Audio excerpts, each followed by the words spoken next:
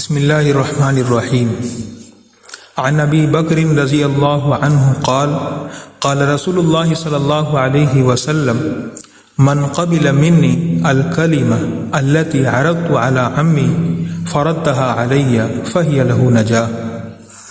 حضرت ابو بکر رضی اللہ عنہ سے روایت ہے کہ رسول اللہ صلی اللہ علیہ وسلم نے ارشاد فرمایا، جو شخص اس کلمے کو قبول کر لے جس کو میں نے اپنے چچا ابو طالب پر ان کے انتقال کے وقت پیش کیا تھا اور انہوں نے اسے رد کر دیا تھا، وہ کلمہ اس شخص کے لیے نجات کا ذریعہ ہے۔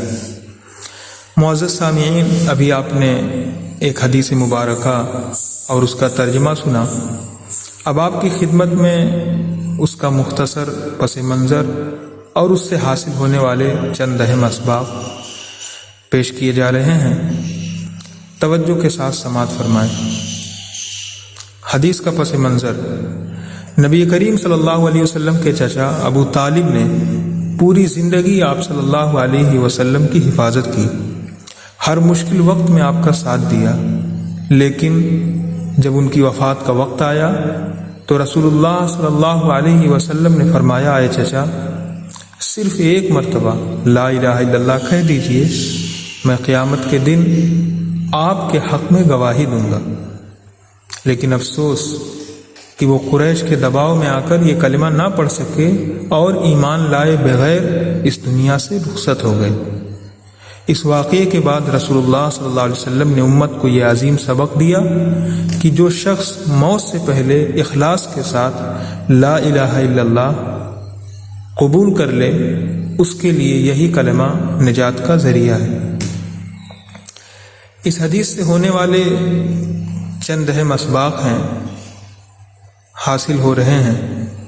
سب سے پہلا سبق جو اس حدیث سے حاصل ہوتا ہے وہ یہ ہے کہ نجات کا اصل راستہ ایمان اور کلمہ توحید ہے، نہ کہ مال، خاندان یا دنیاوی مقام۔ دوسرا اہم سبق کہ موت کا کوئی وقت مقرر نہیں، موت کبھی بھی آ سکتی ہے، اس لیے نیک کاموں کو کل پر چھوڑنے کے بجائے آج ہی کر لینا چاہیے۔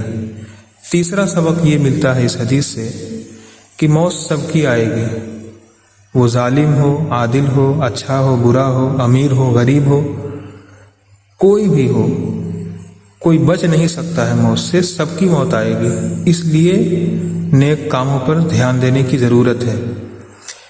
چوتھا سبق، نیک ماحول اور اچھی صحبت بہت اہم ہے۔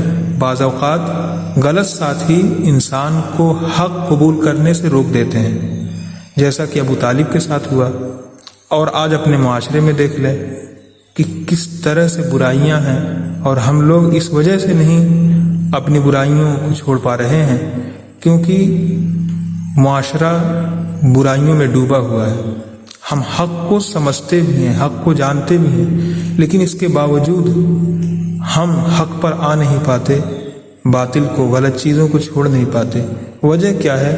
غلط صحبت کا اثر۔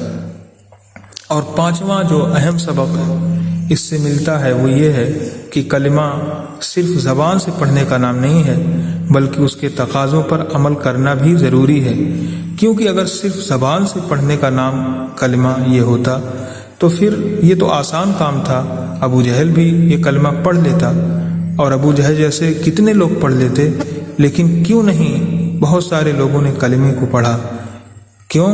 اس وجہ سے کہ وہ جانتے تھے اس کلمے کو پڑھنے کے بعد ہماری تمام خواہشات پر پابندی لگ جائے گی اور ہمیں اس طرح چلنا پڑے گا جس طرح اللہ رب العزت چاہتا ہے۔